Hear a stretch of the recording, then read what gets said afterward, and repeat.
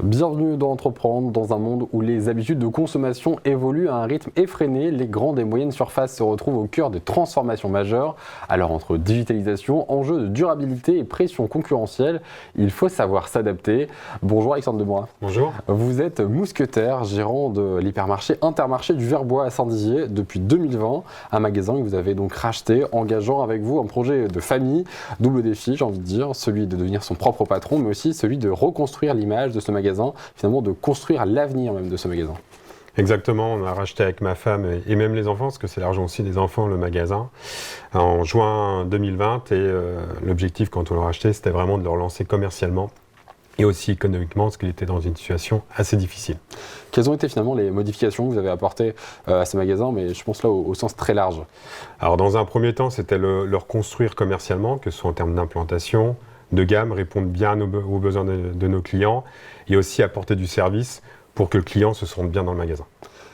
Des services, de nouveaux produits peut-être même que vous avez donc apportés dans ce magasin. Exactement. Ces produits, vous avez cherché à ce qui colle à une éthique, votre éthique? Alors, on a développé énormément de produits locaux dans un premier temps, de produits aussi bio qui étaient sur la tendance du moment, et aussi un large choix de produits, on va dire, de première nécessité à prix accessible. Vous avez donc aussi engagé d'ailleurs une transformation assez importante du magasin, j'ai envie de dire de créer un nouveau magasin presque. Vous avez gardé finalement que les murs. Ce projet était construit au fur et à mesure, mais je crois que ce n'était pas le projet de base. Alors le projet de base, c'était déjà de payer le magasin, donc c'était déjà une bonne chose.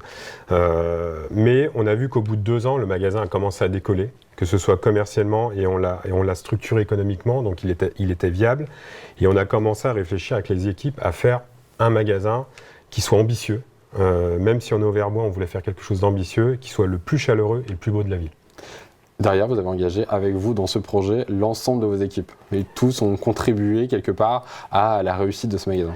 Exactement. On a un magasin qui est autour de 4 valeurs, qui sont la transparence dans ce que je dois donner comme information à mes salariés, le respect, chacun doit se respecter, ce qui est normal, l'audace et l'exigence. Et c'est sur l'audace qu'on a vraiment travaillé ce projet-là. L'audace qui était attendue, c'est quelque chose qui était attendu de la part peut-être des clients, mais surtout des équipes, une manière de s'engager avec vous dans ce projet, que ce soit un projet commun? Alors, au niveau des clients, ils ne l'attendaient pas, on voulait les surprendre, je pense qu'on y est arrivé. Au niveau des équipes, on voulait vraiment les intégrer, je voulais vraiment les intégrer dans le projet en ayant des décisions qui soient collégiales sur tout ce qui est structurant pour le magasin, commercialement, mais aussi en termes de design. Votre équipe, à travers finalement ces projets, ça les a motivés, ça les a fidélisés, ça les a engagés? Alors engagés, je vous le confirme, parce qu'ils ont été décideurs sur pas mal de paramètres. Et aussi pendant les travaux, j'ai souhaité qu'ils interviennent. J'ai très peu fait appel à des prestataires. C'est vraiment les employés qui ont implanté leurs rayons, qui ont aussi défini leur gamme, pour construire un magasin qui réponde aux besoins de nos clients. C'est un système de management que vous avez mis un peu participatif, si on peut dire. Alors exactement, participatif et beaucoup de descentes d'informations pour qu'ils soient au courant de tout le projet dans sa globalité. Vous avez à côté engagé également de nombreux partenaires autour de vous, partenaires autour de ce chantier, mais partenaires aussi autour du magasin. Le Valeur Intermarché a aussi un écho chez certaines associations notamment. Exactement, ce que je voulais montrer quand on a repris le magasin, c'était que c'est un acteur économique, social. On recrute dans le coin.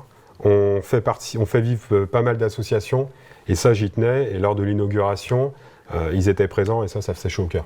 L'inauguration d'ailleurs qui a été grandement saluée, les gens étaient vraiment très contents de pousser, voire repousser les portes de ce magasin qu'ils n'avaient peut-être pas poussé depuis longtemps, et contents de voir comment ça avait transformé, ce magasin a pu se transformer dans l'air du temps.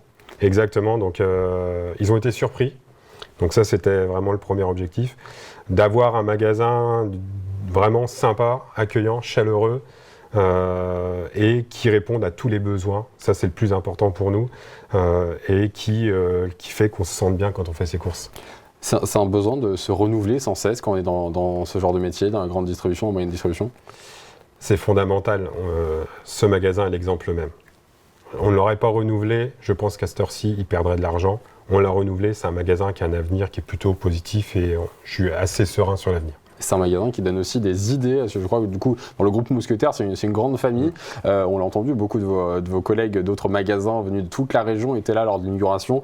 Vous avez donc inspiré peut-être certains renouvellements, certains rebondissements dans d'autres magasins du secteur et ailleurs? Exactement, parce que on était un petit peu le vilain petit canard il y a quelques années, parce que un magasin vieillissant qui est vraiment commercialement pas au top. Et finalement, on en fait une petite pépite, on va dire, qui fonctionne bien avec ses forces, avec ses faiblesses. Mais ces faiblesses, on en a fait des vraies forces. Un exemple tout particulier, on est l'un des seuls magasins, ce qu'on appelle être en full LS. Il n'y a pas de rayon trad, mais on en a vraiment fait un point fort. Aujourd'hui, vous avez voulu encore développer d'autres services ou vous êtes arrivé là à un point où maintenant il faut effectivement travailler sur la durée?